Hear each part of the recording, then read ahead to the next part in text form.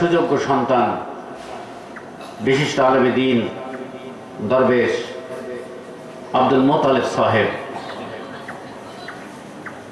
প্রধান বক্তা, অন্যান্য ওলামা বৃন্দ, ফুজালা বৃন্দ, এলিট পারসন, সমাজের সম্মানিত ব্যক্তিবর্গ, সামনে উপবিষ্ট দূর দূরান্ত থেকে আগত বয়োজ্যেষ্ঠ বয়োকনিষ্ঠ যুব বৃদ্ধ এবং পর্দার আড়ালের সম্মানিত কোমল হৃদয়ের অধিকারিণী আমার মা বোনেরা, আমার আবার সালাম, আসসালামু আলাইকুম ওয়া রাহমাতুল্লাহি ওয়া বারাকাতুহু।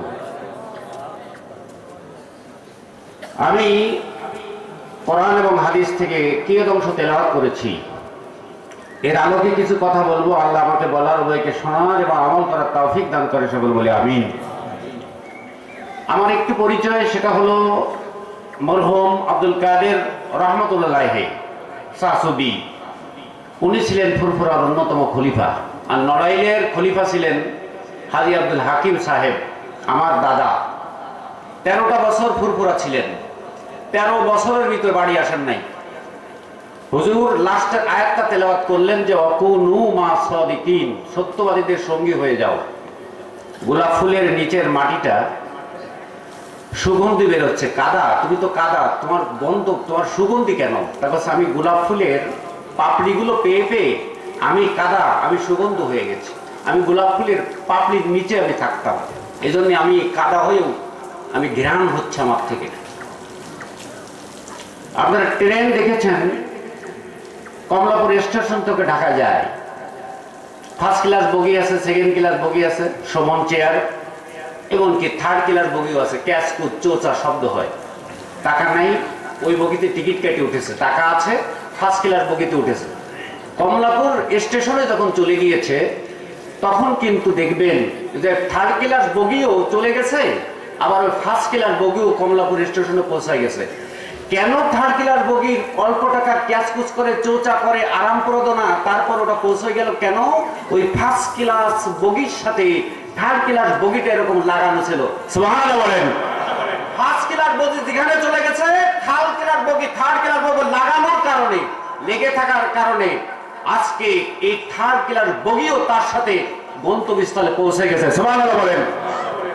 আল্লাহর ওলিরা তাদের সাথে সম্পৃক্ত থাকবেন। গাছের পাতা গাছের সাথে লেগে থাকলে রস গন্ধ তরতাজা থাকে, গাছের পাতাটা ছিটকে পড়বে তো বালির তলে, না ছাগলে খাবে না চুলায় যাবে, লেগে থাকাতে উপকার। ডিসি সাহেব 1.5 কোটি টাকার গাড়িতে বেড়ায়, পিয়ন তার বেতন কম, 1.5 কোটি টাকার গাড়ি সরকার ওকে দেয়নি, কিন্তু ডিসি সাহেব যখন গাড়িতে ওঠে পিয়নকে ডাক দেয়, পিয়ন কিন্তু 1.5 কোটি টাকার গাড়িতে ওঠার সুযোগ পেয়ে যায়। কারণ ডিসির মতো সম্মানীয় লোককে যে সম্মানটা দেওয়া হয়েছে, তার সাথে থাকার কারণে 1.5 কোটি টাকার গাড়িতে পিয়ন ওঠার সুযোগ পেয়ে গেছে। সুবহানাল্লাহ বলেন। সুতরাং আল্লাহর ওলি আমার আব্বাজি হাফেজ আবু জাফর সাহেব, উনি ছিলেন পরবর্তী আমাদের এই 2 তারিখে 89তম মাহফিল হয়ে গেল। আমাদের 89 বছর ধরে আমার দরবারে মাহফিল হয়, এবার 2 তারিখে হয়ে গেল। বর্তমান গদ্দিনিসীন মিশকাত সিদ্দিকী সাহেব এসেছিলেন।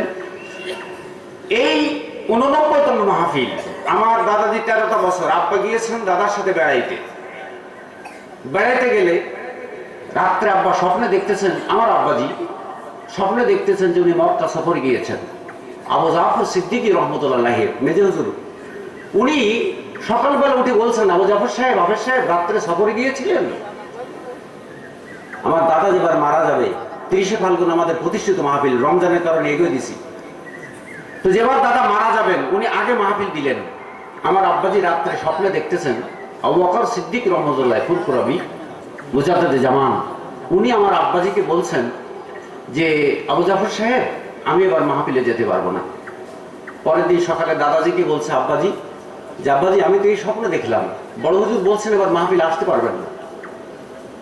পরের দিন আব্বা রাত চলে গেছে, পরের দিন বলতেছে যাও তুমি যাও বেটা বলে যে তুমি আসরের নামাজ পড়বা, হুজুর যা বলে শুনে এসো।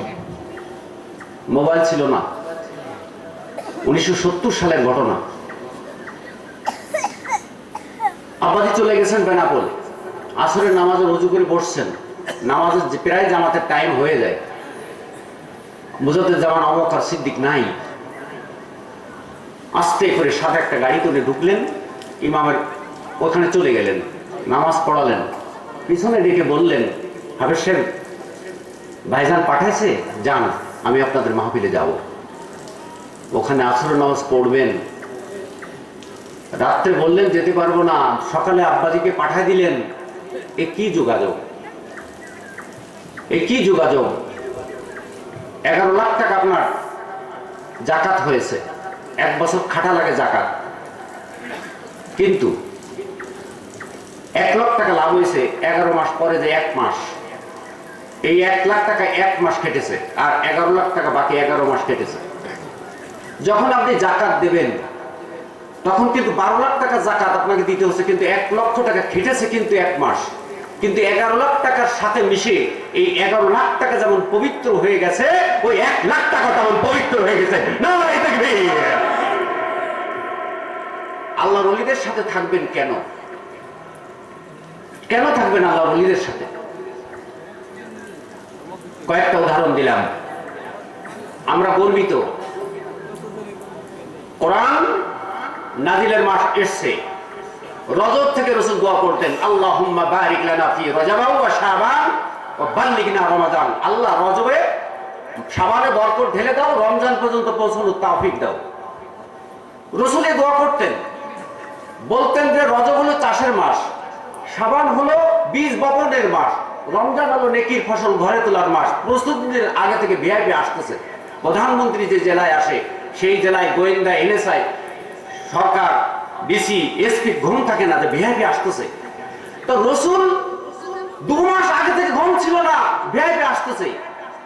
রাসূল দোয়া করতেন যে আল্লাহ রহমতের মাস, মাগফিরাতের মাস, নাজাতের মাস, ইতিকাফের মাস, কদরের মাস, বদরের মাস, মক্কা বিজয়ের মাস, 1 টাকা 70 টাকা, ওমরায় হজের সওয়াব, এমনকি ইফতারি, সাহরি, কিয়ামুল লাইল, সিয়ামুল নাহার, এমনকি কোরআন নাজিলের মাস, কোরআন বার্ষিকীর বিশ্বব্যাপী কোটি কোটি হাফেজেরা প্রস্তুতি নিচ্ছে। আল্লাহর কালাম হৃদয় ভরে মসজিদের মিনার থেকে উচ্চারিত হবে বিশ্বব্যাপী তারাবির নামাজে দাঁড়িয়ে দাঁড়িয়ে হাফেজেরা কোরআন শোনাবে।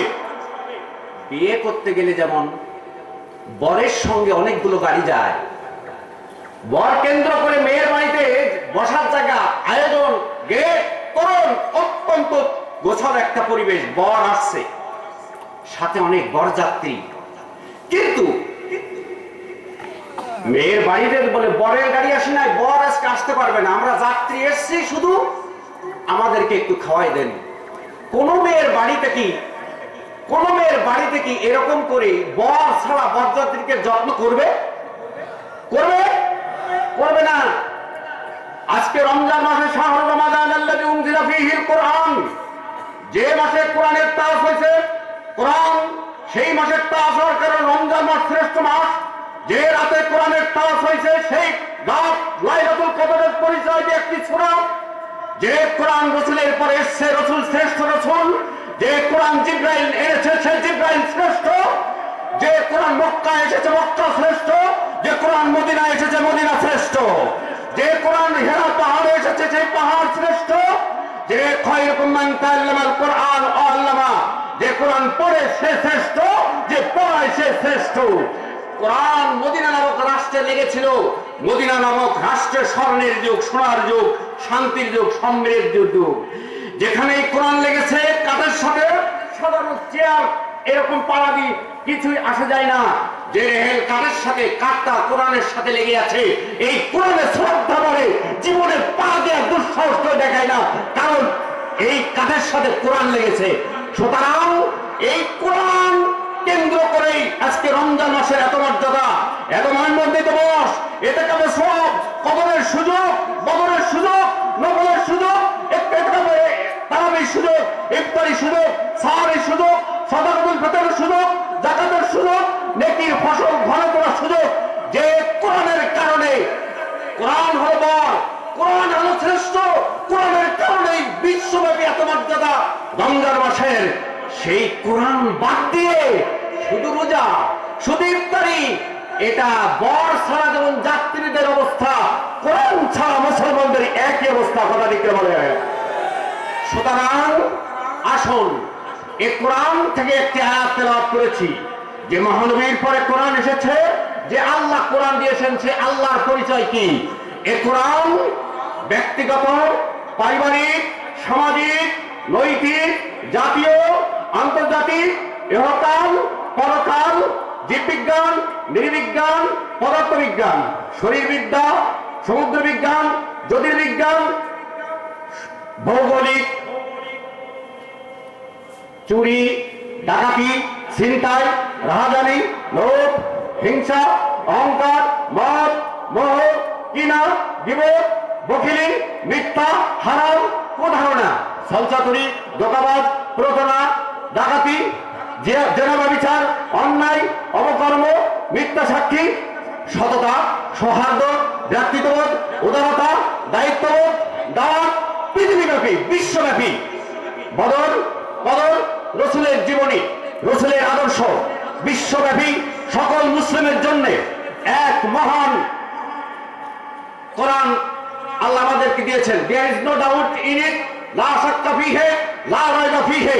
পৃথিবীর সকল কিছু এর সাথে সন্নিবেশন করে রমজানের তাজ দিয়ে রমজানের মর্যাদা বাড়িয়ে দিয়েছেন। এটা আমাদের জন্য আল্লাহ রাব্বুল আলামিন পাঠিয়েছেন। এই কোরআনের বাস্তব বিভিন্ন অ্যাঙ্গেল থেকে এই কোরআনের পরিচয় কি, কি বলেছে, কি এতে বলা আছে, এবং আজ পর্যন্ত কোনো ভুল কেউ করতে পারেনি। এবং এই কোরআন শ্রেষ্ঠ, আল্লাহ হলেন সর্বশ্রেষ্ঠ, রসুল সর্বশ্রেষ্ঠ, সর্বশ্রেষ্ঠ ধর্ম ইসলাম এবং সর্বশ্রেষ্ঠ সৃষ্টি আমরা। ওয়ালাকাদ কাররামনা বানি আদম, লাকাদ খালাকনাল ইনসানা ফি আহসানি তাকওয়িম। শ্রেষ্ঠ বলে শ্রেষ্ঠ সৃষ্টিতে সবচেয়ে সম্মানিত ব্র্যান্ড আমরা।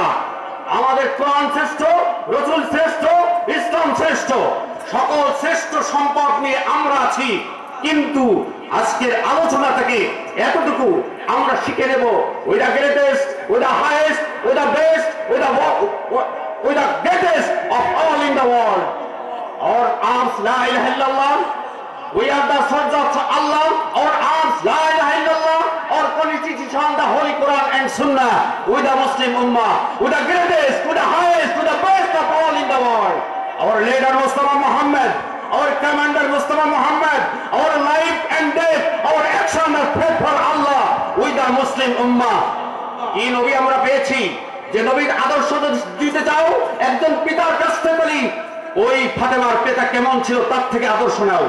একজন স্বামী হিসেবে আদর্শ নিতে চাও, আয়েশা খাদিজার স্বামী কেমন ছিল তার থেকে তুমি আদর্শ নাও।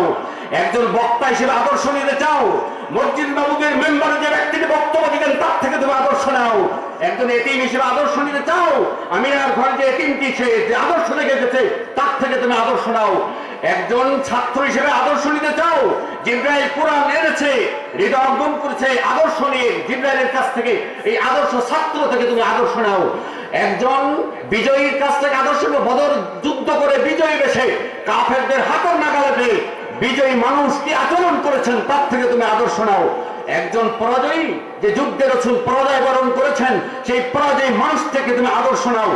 একজন ধনাঢ্য ব্যক্তি, আরবের ধনাঢ্য ব্যক্তি খাদিজার সম্পদ পেয়ে যিনি ধন সম্পদের অধিকারী হয়েছেন তার থেকে তুমি আদর্শ নাও। একজন গরিব প্রজা, ওই আরবের প্রজা গরিব থেকেও তার কিভাবে তিনি দিন যাপন করেছেন তার থেকে তুমি আদর্শ নাও।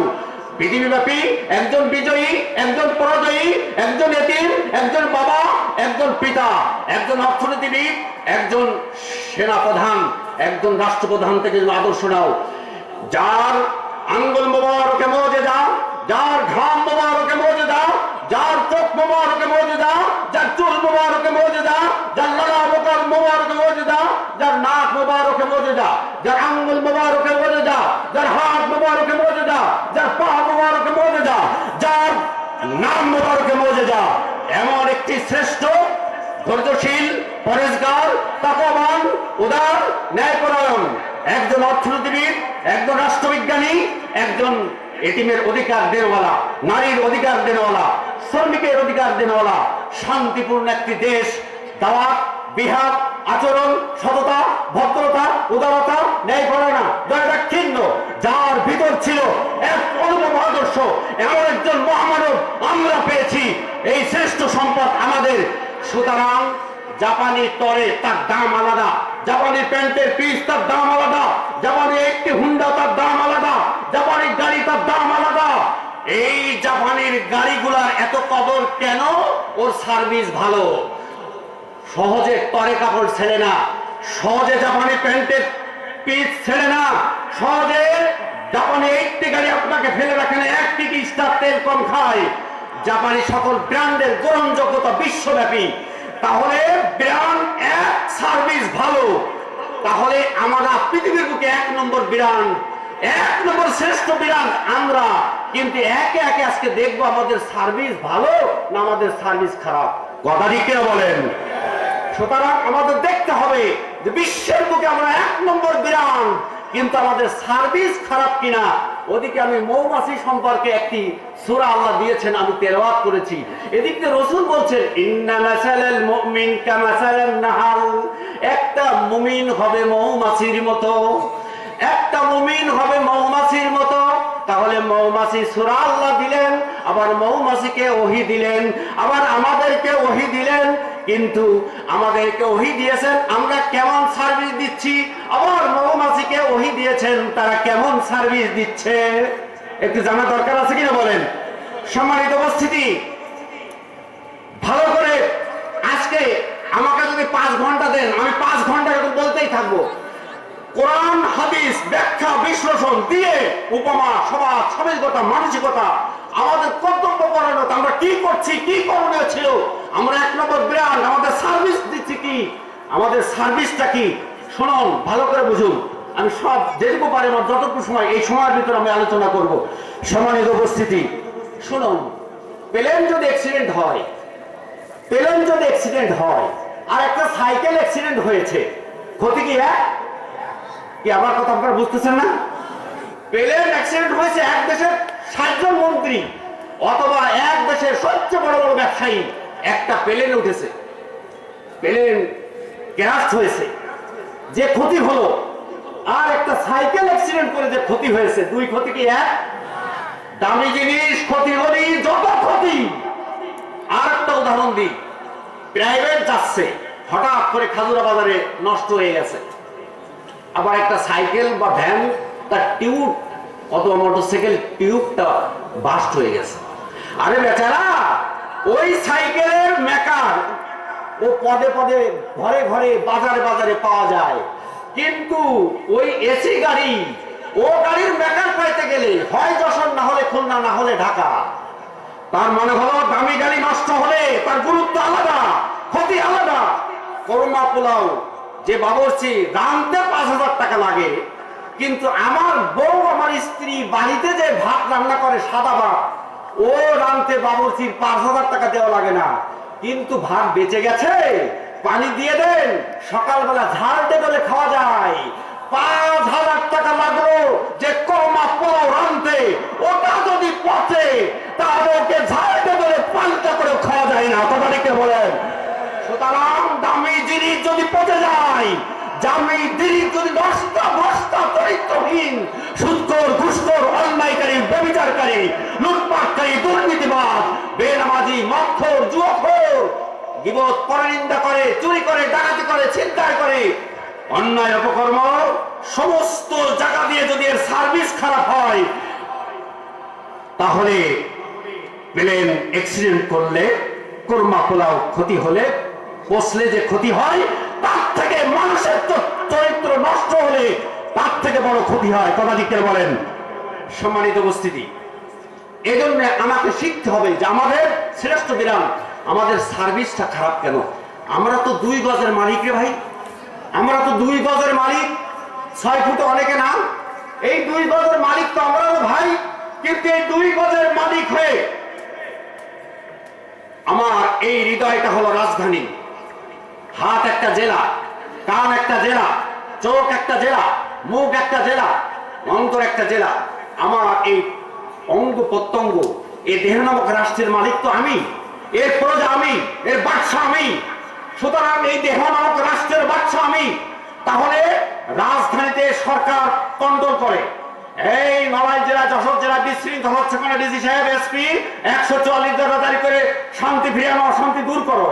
এই খুলনা জেলায় এসপি, তুমি খুলনা জেলায় অশান্তি দূর করে শান্তি আনো। এইরকম করে রাজধানীকে কন্ট্রোল করা হয়। এইবার যদি মনে করে রাজধানী যদি বিশৃঙ্খলা করা যায়, সারা দেশ বিশৃঙ্খলা হয়ে যাবে। সুতরাং কন্ট্রোল করে রাজধানীকে, জেলাগুলোকে কন্ট্রোল করে, সৌদি আরব গিয়েছেন একজন আল্লাহর ওলি, পাজেরো গাড়িতে উঠেছেন, এসিটা হচ্ছে না। উনি বললেন যে ড্রাইভার সাহেব এসি হচ্ছে না কেন? উনি বললেন এসি হচ্ছে না এজন্য যে বাইরের একটি কাঁচ সরে গিয়েছিল, বাইরের গরম বাতাস ঢুকতেছে, একটু লিক হয়েছে।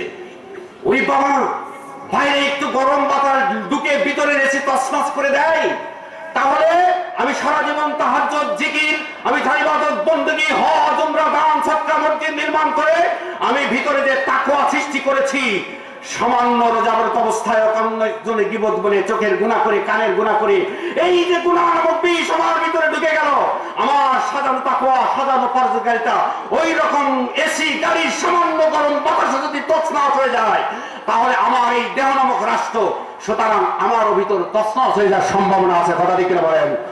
সুতরাং ওই লিক যখন বন্ধ করবেন, ভিতরে এসি চালু হবে, চোখের গুনাহ, হাতের গুনাহ, পায়ের গুনাহ যখন বন্ধ করবেন, এই রাষ্ট্রের মালিক আপনি, এই 2 গজের মালিক আপনি, এই রাষ্ট্রপ্রধান আপনি, এই ক্ষমতা আপনার।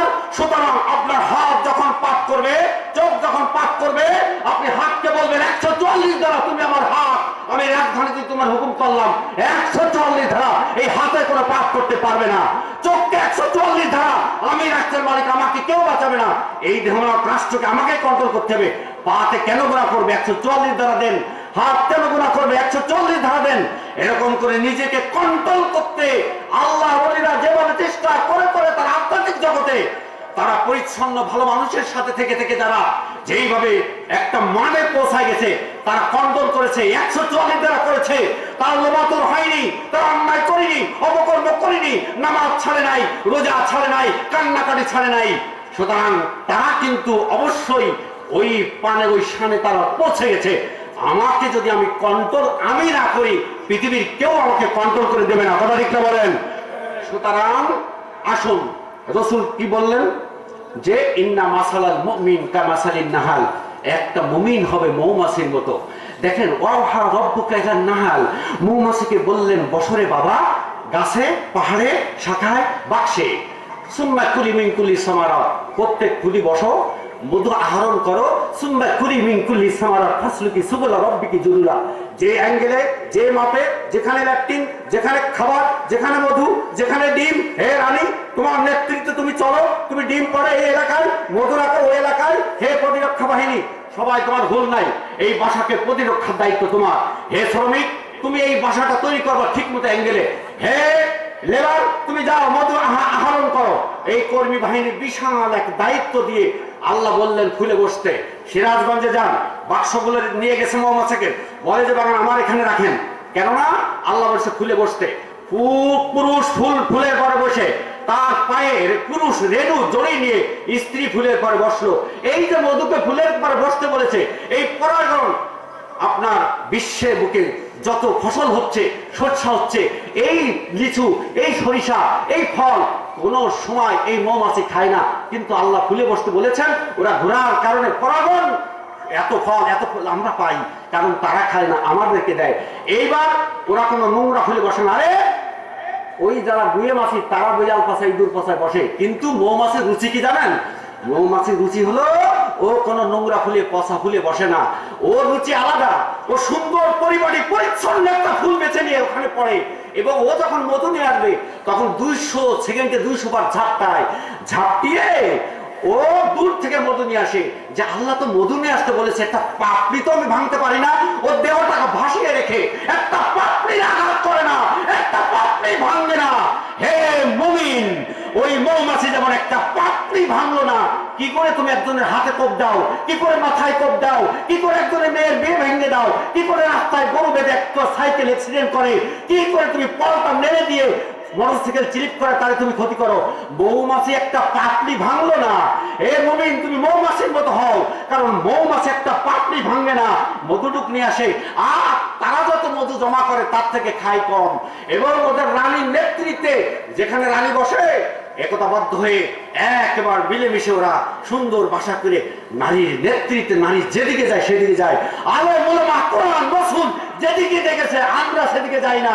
মৌমাছি ঠিক লাইন ধরে দূর কোথায় ফুল আছে, কোথাও রাডার দিয়ে এক লাইন দেখায় যে সমস্ত মৌমাছি সেই দিকে ফুলের বাগানে যায়, ওই পথ ধরে যায়, ওই পথ ধরে আসে। তারা পথ চিনলো, তারা ফুল পরিপাটি জায়গায় পরিচ্ছন্ন জায়গায় বসলো।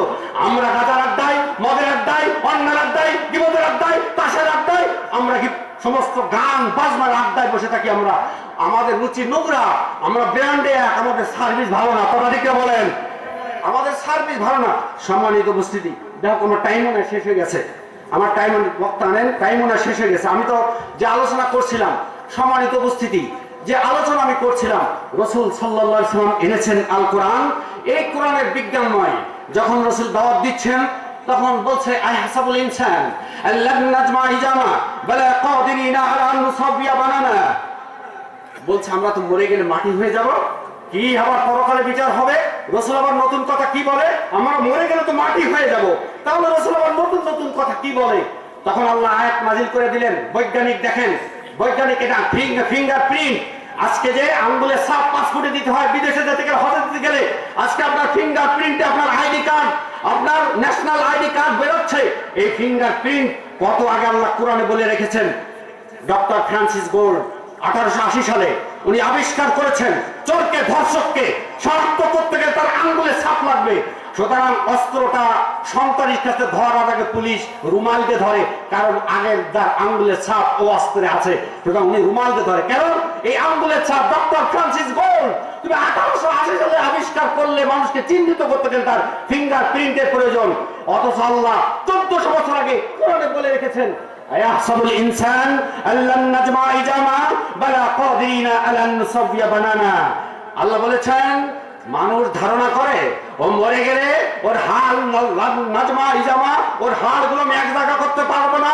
বালা কাদিরিনা আলা আন নুসাবিয়া বানানা, আমি আঙ্গুলের অগ্রভাগ 1/2 ইঞ্চি জায়গা, এই জায়গায় ওরে যে রেখা দিছি, আব্দুল সত্তারের এখানে যে নকশা, আমিনুর রহমানের এখানে যে নকশা, পৃথিবীতে কোটি কোটি মানুষ মারা গেছে, কারোর সাথে মিল নাই। এখন বিশ্বে কোটি কোটি মানুষ আছে, কারোর সাথে মিল নাই। ভবিষ্যতে যারা আসবে কারোর সাথে 10টা আঙ্গুলের 10টা নকশা কারোর সাথে মিল হবে না। আমার ফিঙ্গারপ্রিন্ট আমাকে দিলে আমার আইডি কার্ড শো করবে, আর একজনের ফিঙ্গার দিলে আইডি কার্ড শো করবে না। নকশাটা 1/2 ইঞ্চি জায়গার কথা আল্লাহ মেমোরি স্ট্রমিং করার জন্য বলেছেন। বালা কাদিরিনা আলা আন নুসাবিয়া বানানা, ওরে বুকের হাড় বাদ দিলাম, মাথার খুলি বাদ দিলাম, পায়ের হাড় বাদ দিলাম, 1/2 ইঞ্চি জায়গায় আমি আল্লাহ যে রেখা রেখেছি। বাংলাদেশের কোড আলাদা, ভারতের পতাকার রং আলাদা, বাংলাদেশ সিমের কোড আলাদা, গ্রামীণ সিমের কোড আলাদা, রবি সিমের কোড আলাদা। আমিও তোমার কোড, তোমার ফিঙ্গারপ্রিন্ট তোমার আলাদা। সুতরাং আমি যদি 1/2 ইঞ্চি জায়গায় রেখাকে আলাদা করতে পারি, তাহলে জেনে রেখে দাও, শুনে রেখে দাও, তোমার মতো আমিনুরকে দ্বিতীয়বার বানাতে, বিচারের কাজ করা তোমার কোড যে আনতে, আমার আল্লাহ ওই বড় জায়গার কথা বলি, 1/2 ইঞ্চি জায়গার কথা বলেছি। বালা কাদিরিনা আলা আন নুসাবিয়া বানানা। ভারত একটা টিভি এখানে দেখেন মদিনা, এখনো মদিনার ভিডিও সহ ঘন্টার পর ঘন্টা চলে আসবে। এখানে লস এঞ্জেল চলে আসবে ভিডিও। আপনি আমিনুর, আপনি কি করেছেন? আপনার ব্যাপারে একটা টিপ, আপনি আলাদা, আপনার ফিঙ্গারপ্রিন্ট আলাদা, যাবে কোথায়, পালাবে কোথায়? আয়াহসাবুল ইনসান আল্লাহ নাজমা ইজামা, মানুষ মনে করেছো তোমাকে আমি এক জায়গায় আনতে পারবো না? সম্মানিত উপস্থিতি, এসেছেন বক্তা, এসেছেন বক্তা, এসেছেন। এরপরে দেখেন বৈজ্ঞানিক কত আয়াত বলবো। Doctor Tejat Hasan, chairman university anatomy বিভাগের চেয়ারম্যান, উনি 30 বছর ধরে চেষ্টা করছেন যে মানুষের অনুভূতিটা কোথায়, এই চামড়ায় না ত্বকে না ভিতরে, না অনুভূতি কোথায়? এই যে আমার শীত লেগেছে, আমি গেঞ্জি গায়ে দিয়েছি, ঠান্ডা, আমি গরম লেগেছে, ফ্যানটা চালান, এখানে লাগে, আমি ঠিক। আমার ভিতরে ফুটো হয়ে আমার বসে হাড়ে যে বাতাস লাগবে তা না। এটা চিন্তা করতে 30 বছর ধরে ডক্টর তেজাত হাসান, থাইল্যান্ডের চেয়ারম্যান ইউনিভার্সিটির একজন লেকচারার, উনি গবেষণা করতে করতে করতে করতে এই আয়াতটা পেয়ে গেলেন। কোন আয়াত বললো? আফারাইতুমুল মাআল্লাযী তাশরাবুন আনতুম আমযামতুমুহু মিনাল মুজনি আম নাহনুল মুনজিলুন। এই তোরা যে বৃষ্টির পানি খাস, এটা আমি নাজিল করি না, তোরা নাজিল করিস। আমি ইচ্ছে করলে লুনা পানি ফেলা দিতে পারতাম, ফসল হতো না। আমি তা আল্লাহ নাসাবু, আমি এই পানির লুনা করতে পারতাম, কিন্তু একই জায়গাতে নিয়ে আসি মিষ্টি পানিটা, আমি লুনা পানি নিয়ে আসি না। এই বৈজ্ঞানিক থিওরি আজ পর্যন্ত বৃষ্টির পানিকে সুপেয় সুন্দর পরিচ্ছন্ন পানি হিসেবে বৈজ্ঞানিকরা দেখছেন। সম্মানিত উপস্থিতি, এবার হ্যাঁ চলে আসছেন। সম্মানিত উপস্থিতি, শোনেন, আমি যে ছোট্ট একটা সূরা পড়েছিলাম নবীকে নিয়ে, নবী ছেলেটা মারা গেল, কিভাবে গালিগালাজ করলো রসুলকে, সেই আবু জাহেলের পরিণতি কি, আমি বাস্তব নবী আর আয়াত করে আমি একটু বলতে চেয়েছিলাম। সম্মানিত উপস্থিতি, আসুক বক্তা আসুক। সম্মানিত, একটি আয়াত যেটা ধরেছিলাম, তা ডক্টর তেজাস খান উনি অ্যানাটমি বিভাগের চেয়ারম্যান, কোর্সের গবেষণা করতে করতে এই আয়াতটা পেয়ে গেলেন। ইন্নাল্লাযীনা কাফারু বিআয়াতিনা সাওফা নুসলিহিম নারান কুল্লামা নাদিজাত জুলুদুহুম বাদদালনাহু জুলুদান গায়রাহা লিয়াযুকুল আযাব। এই যারা আমার আয়াত অস্বীকার করিস, আমি দোজখের আগুনে তোর চামড়া পোড়াবো, এবং বাদদালনাহুম জুলুদান আখর, আমি আরেকটা চামড়া দেবো, এই চামড়াটা পাল্টায় লিয়াযুকুল আযাব, শাস্তি কারে পায় তুই বুঝবি। পুড়ে গেছে, সুচ ফোটায়, ডাক্তার বলে ইস ও না অনুভূতি ঠিক আছে, সুচ ফোটাচ্ছে, বলে না অনুভূতি নাই। তার মানে ত্বকে যে অনুভূতি, এটা কোরআনে 1400 বছর আগে বলেছে ডক্টর তেগাসান, 8ম মেডিকেল কনফারেন্স সৌদি আরবে উনি ঘোষণা করলেন 30 বছর ধরে যে কষ্ট করেছি, কোরআনে একটা আয়াত পেয়ে এই ত্বকে যে অনুভূতি, চামড়ায় যে অনুভূতি, আল্লাহ যে চামড়া পাল্টায় দেবে তোকে সাপ বোঝার জন্য আমি বুঝে গেছি। আমি কলেমা পড়ে স্বীকার করলাম এ কোরআন বৈজ্ঞানিক সত্য, লা ইলাহা ইল্লাল্লাহু মুহাম্মাদুর রাসূলুল্লাহ।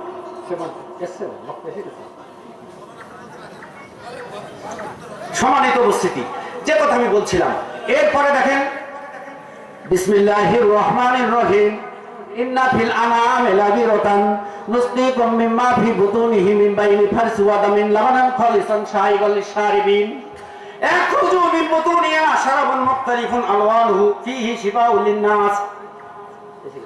সম্মানিত উপস্থিতি, যেটুকু বললাম আল্লামা থেকে শোনালেন, বোঝার এই কোরআন এর কেন্দ্র করে সব বিশ্বকে রমজানকে সাজানো, এটা ছেড়ে দিয়ে রমজান উদযাপন বর ছাড়া বরযাত্রীর অবস্থা, কথা ঠিক না বলেন? আসুন সেই আদর্শে আমরা উজ্জীবিত হই, কোরআন শিখি, কোরআন পড়ি, কোরআন গবেষণা করি, কোরআনের পথে চলার চেষ্টা করি। আল্লাহ আমাদের তৌফিক দান করে, সকল বলে আমিন। আসসালামু আলাইকুম ওয়া রাহমাতুল্লাহি ওয়া বারাকাতুহু। মাশাআল্লাহ, মারহাবা। আল্লাহ সুবহানাহু ওয়া তাআলা হযরত যে আলোচনা করেছেন সেই অনুযায়ী আমাদেরকে আমল করার তৌফিক দান করুন, সকলে বলে আমিন।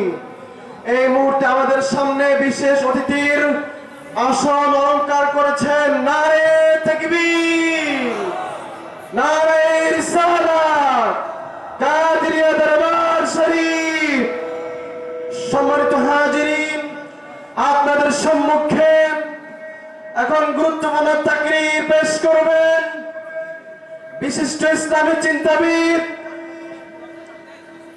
সুমিষ্টভাষী হযরত মাওলানা আবু হানিফ নেসারি দামাত বারাকাতুহুম আলিয়া, উপাধ্যক্ষ দারুল আবরার মডেল কামিল মাদ্রাসা বরিশাল, সাবেক আরবি প্রভাষক ঝালকাঠি এনএস কামিল মাদ্রাসা। আমি হযরতকে তার গুরুত্বপূর্ণ আলোচনা পেশ করার জন্য বিনীতভাবে অনুরোধ করছি।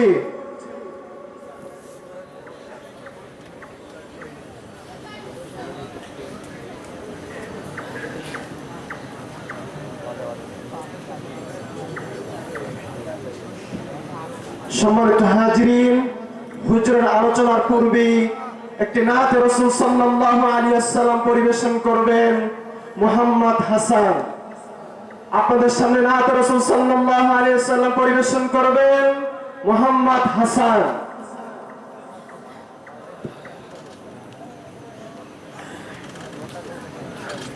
আসসালামু আলাইকুম ওয়া রাহমাতুল্লাহি ওয়া বারাকাতুহু।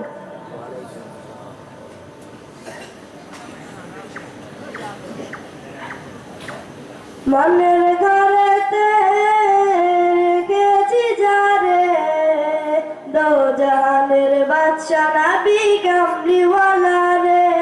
আমার মনের ঘরেতে রেখেছি যারে, দো জাহানের বাদশা নবী কামলিওয়ালা রে। আমার দয়াল নবী রে, আমার মায়ার নবী রে, আমার দয়াল নবী রে, আমার মায়ার নবী রে। দো জাহানের বাদশা নবী কামলিওয়ালা রে।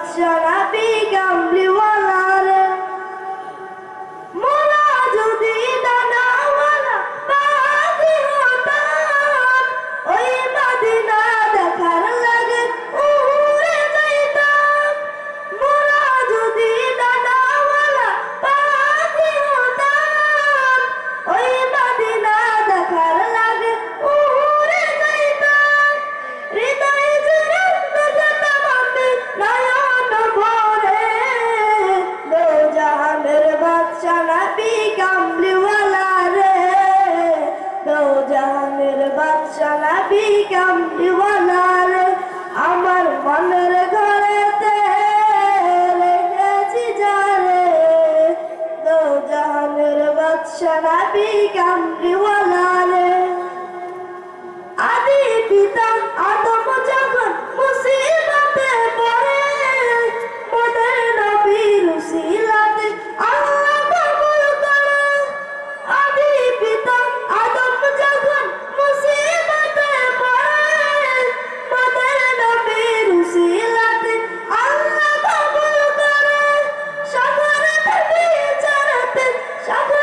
বিচারতে দেখা দিও রে দো জাহানের বাদশা নবী কামলিওয়ালা রে দো জাহানের বাদশা নবী কামলিওয়ালা রে আমার মনের ঘরেতে রেখেছি যারে দো জাহানের বাদশা নবী কামলিওয়ালা রে আসসালামু আলাইকুম ওয়া রাহমাতুল্লাহ মাশাআল্লাহ, মারহাবা। সম্মানিত হাজিরিন, যার আলোচনা শোনার জন্য আমরা এতক্ষণ অপেক্ষা করেছিলাম, বিশিষ্ট ইসলামী চিন্তাবিদ বিদগ্ধ আলেমে দ্বীন হযরত মাওলানা আবু হানিফ নেসারী দামাত বারাকাতুহুম আলিয়া, উপাধ্যক্ষ দারুল আবরার মডেল কামিল মাদ্রাসা বরিশাল, সাবেক আরবি প্রভাষক ঝালকাঠি এনএস কামিল মাদ্রাসা বরিশাল। আমি হযরতকে তার গুরুত্বপূর্ণ তাকরীর পেশ করার জন্য বিনীতভাবে অনুরোধ করছি।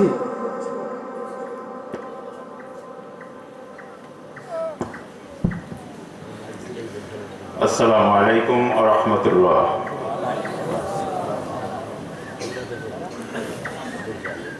হাসপাতালে রোগী থাকলে, ডাক্তার চিকিৎসা করলে রোগী কি সুস্থ হয় নাকি অসুস্থ হয়?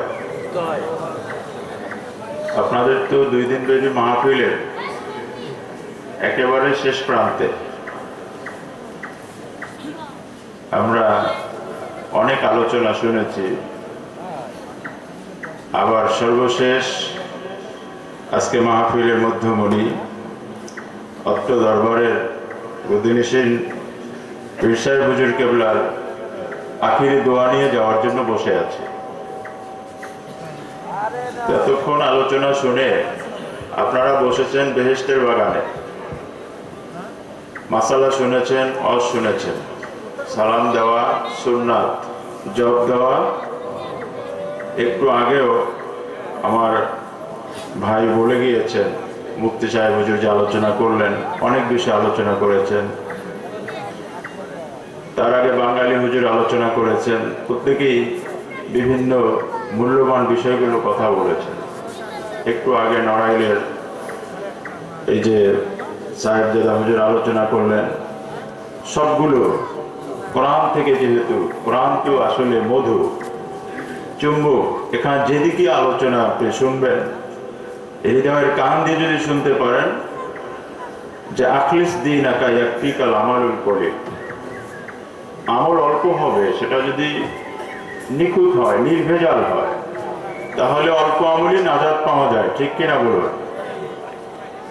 আপনাদের ক্ষুধা, ঘুমের ক্লান্ত সব আছে, কিন্তু আপনারা আজকে যে রাত যাপন করেছেন, দীর্ঘকাল এই আলোচনার পর আলোচনা শুনতেছেন, শুনেছেন। আজকে দরবেশ সাহেব হুজুরের মাজারের পাশে বসে এই যে 2টা রাত অতিক্রম করলেন, উদ্দেশ্য কি? আমাদের এখান থেকে কোনো হাদিয়া তোফা নেওয়া নাকি আল্লাহর সন্তুষ্ট? আওয়াজ দিয়ে বলুন, উদ্দেশ্য কি আমাদের? আল্লাহর সন্তুষ্টির জন্য যারা যারা বসছেন একটা তাকবীর ধ্বনিতে একটু হাত উঁচু করে দেখান, নারায়ে তাকবীর, নারায়ে তাকবীর। যদি তাই হয় তাহলে আমি আজকে মঞ্চ উপবিষ্ট রয়েছেন মুআজ্জাজ মেহমান বৃন্দ, ওলামা ইকরাম, দাওয়াতি মেহমান বৃন্দ, এর মধ্যে সবচেয়ে আমি আমাকে ক্ষুদ্র মনে করছি। এমন কোন নসিহত আমার নেই যা দিয়ে আমি আপনাকে মুগ্ধ করতে পারবো।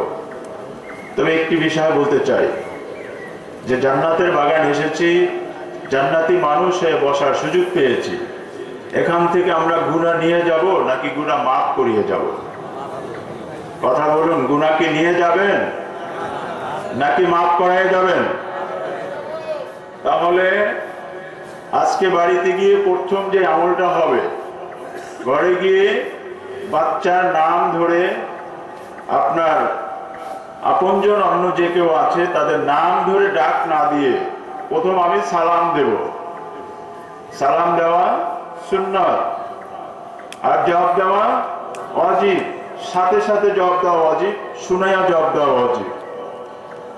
বর্তমান রেডিমেড যুগে এমন হয়ে গেছে, শিক্ষিত অশিক্ষিত, আরবিক জেনারেল, আরবি ফার্সি, আলেম ওলামা, সালামের ডিজাইন হয়ে গিয়েছে। সালাম অর্ধেক শোনা যায় আর অর্ধেক শোনা যায় না। নাক দিয়ে, মুখ দিয়ে, হাতের ইশারা দিয়ে সালামের জবাব হয়। খ্রিস্টান, ইহুদি, নাসারা, হিন্দু, বৌদ্ধ, তাদের একটি সংস্কৃতি আছে, তারা আদাব দেয়, good afternoon, good night, good morning ইত্যাদি বলে। আর মুসলমান দেখা হলে বলে আসসালামু আলাইকুম ওয়া রাহমাতুল্লাহ। জবাব হবে স্পষ্ট, ওয়ালাইকুম আসসালাম ওয়া রাহমাতুল্লাহি ওয়া বারাকাতুহু। পারলে বাড়াইয়া, না পারলে সমান সমান। গত বছর আপনাদের এখানে এসেছিলাম, এবছর এসেছি, আপনারা মনে হয় বেজার হয়েছেন, তাই না? বেজার হয়েছেন নাকি? আপনারা বসেছেন, আমি কিন্তু আপনাদের দাওয়াতে বরিশাল থেকে রওনা দিয়েছি বিকাল 4টায়। এখানে গাড়িতে এসে পৌঁছেছি 9:45 রাত্র। সেখান থেকে এ পর্যন্ত আপনারা মাঠে বসেছিলেন, আমি আপনাদের সাথে ওলামা ইকরামদের আলোচনায় শরীক ছিলাম, শুনতেছিলাম। আবার ইনশাআল্লাহ দুই একটি কথা বলার সুযোগ হলে আবার তো সে বরিশালের পথে রওনা দিয়ে যেতে হবে। কালকে জুমার নামাজ আছে, দায়িত্ব আছে। তো কষ্ট আপনারা করলেন, আপনাদের সাথে আমরাও তো মেহমান যারা হয়ে এসেছি, আমরাও তো কিছুটা শরীক হলাম, তাই না? এই কষ্টের বিনিময়ে আমরা শুধু একটা চাই, আল্লাহর সন্তুষ্ট। কি চাই ভাই? জোরে বলতে হবে, কি চাই? যদি তাই হয়, আল্লাহর সন্তুষ্ট পাওয়ার মাধ্যম একটা, রাসূল করিম সাল্লাল্লাহু আলাইহি সাল্লামের আদর্শের মাধ্যমে, তার ভালোবাসার মাধ্যমে আল্লাহ প্রিয় হওয়া। অন্য কোনো পথ নেই। রাসূল বলছেন আফসুস সালামা বাইনাকুম, তুমি পরস্পরের মধ্যে সালাম বিনিময় করো, তোমার জীবনের শত্রু বন্ধুতে পরিণত হবে, তোমার ঘরে শান্তির ব্যবস্থা হবে, ভাইয়ে ভাইয়ে ভ্রাতৃত্বের বন্ধন সৃষ্টি হবে, সমাজে অনাচার, অবিচার, অত্যাচার, নির্যাতন, জুলুম, গুলো দূর হবে।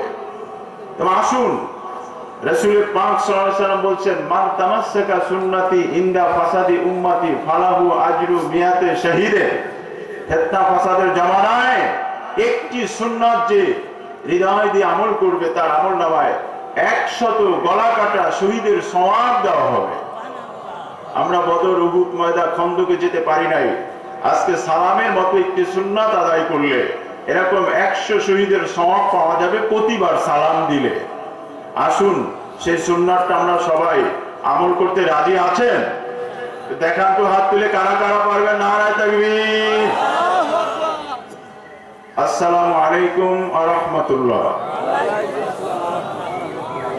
দেখি মনে থাকে কিনা, বিদায়ের সময় সালাম দিলে জবাব সবার যেন আসে, বাড়ি যায় যেন সালাম হয়। একটি আমল হলে মাহফিল সার্থক। তা যদি না হয় তাহলে আসা এবং যাওয়া, আর কিছু তাবারক খাওয়া, এছাড়া কিছু হবে না। আল্লাহ পাক আমাদেরকে যেন